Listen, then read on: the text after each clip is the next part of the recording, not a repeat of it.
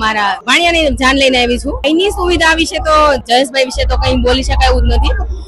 એમણે જે વ્યવસ્થા કરી છે ને એમાં તો કઈ પણ કઈ પણ એક પણ પ્રકારની ખોટ જો કોઈ પણ વ્યક્તિ કાઢે ને તો એને હું એમ કહીશ કે તમે એક વખત આયોજન કરી જુઓ.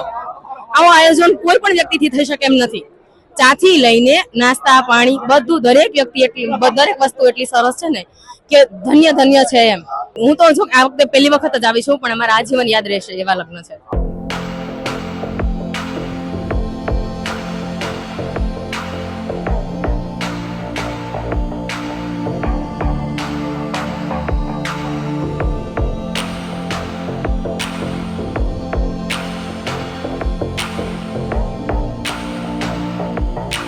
હું મારા ભત્રીજાની જાન લઈને આવ્યો છું અહીંયા અને અમે બગસરાથી આવી રહ્યા છે. સમૂહ લગ્ન ખૂબ જ સારા છે, આયોજન પણ ખૂબ જ સારું છે અને બધી જ વ્યવસ્થા ખાવા પીવાથી પાણીથી પણ સેવા બધું જ જે કરિયાવરથી માંડીને બધું જ ખૂબ જ સરસ છે સર.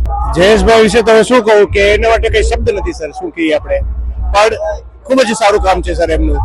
એમના પપ્પાની લેગેસી એમને કેરી ઓન કરી છે, ખૂબ જ સારું કામ કરી રહ્યા છે. વ્યવસ્થા પણ ખૂબ જ સરસ છે, એના માટે કોઈ શબ્દ નથી સર.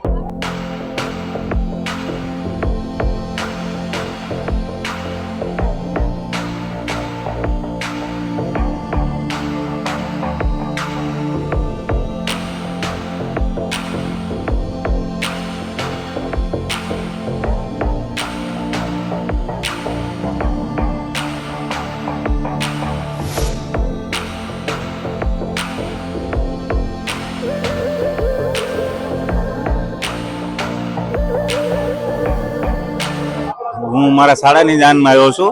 બહુ સારો કાર્યક્રમ છે અને આ સમાજ માટે અને આજના જે મતલબ મા બાપ હોય જે ના પહોંચી શકતા હોય કોઈ કાર્ય એટલો મોટો કાર્યક્રમ કરવામાં તો બહુ સારી સુવિધા અને સારી રીતે આ કાર્યક્રમ થાય છે. અને હર વર્ષે જયેશભાઈ ખૂબ મોટો કાર્યક્રમ કરે છે. સમૂહ લગ્ન બહુ સારા છે. સમૂહ લગ્નમાં હરેક વ્યક્તિએ સમૂહ લગ્નની અંદર જવું જોઈએ.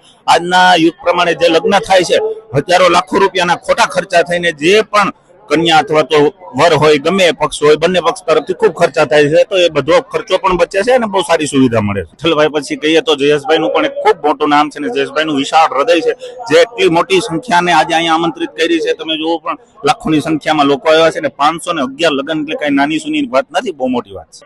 ઘણો બધો ફરક પડે. બધા સમાજમાં પોતપોતાના રીતિ રિવાજ પ્રમાણે હોય છે, એમ પટેલ સમાજમાં પણ હોય છે. તો પટેલ સમાજ બહુ મોટો છે તો સમાજની દ્રષ્ટિએ સમાજ પ્રમાણે બહુ સારું કાર્ય થયું.